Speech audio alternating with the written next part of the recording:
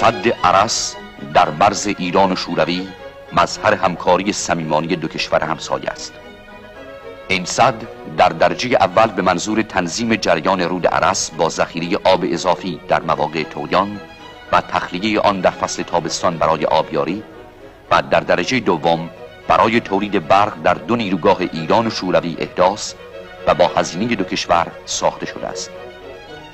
بدین ترتیب یک جریان دائمی و مطمئن آب در تمام فصلها جهت امور کشاورزی تامین خواهد شد که در محل سد میل و مغان توسط مجراهای جانبی به زمینهای زراعتی دو کشور هدایت خواهد گردید. 60% از کارهای ساختمانی این سد انحرافی به پایان رسیده و تا پایان سال 1351 آماده بهره برداری خواهد شد. 44,000 کیلووات برق تولیدی سد اصلی نیز گسترش جامعه صنعتی استان را فراهم خواهد آورد.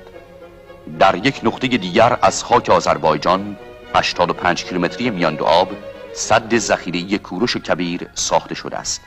این سد و سد انحرافی نوروزلو که به دست مبارک شاهنشاه افتتاح می شود آب زرین رود را مهار می کند و در مرحله نهایی 85,000 هکتار از دشت میان دو آب را به زیر کشت خواهد آورد. و باز افتتاح سدی دیگر، سد شاهپور اول در مهاباد. با ایجاد این سد 400 میلیون ریالی 230 میلیون متر مکعب آبی که همه ساله به هدر می رفت و باعث سیل و خسارت می شد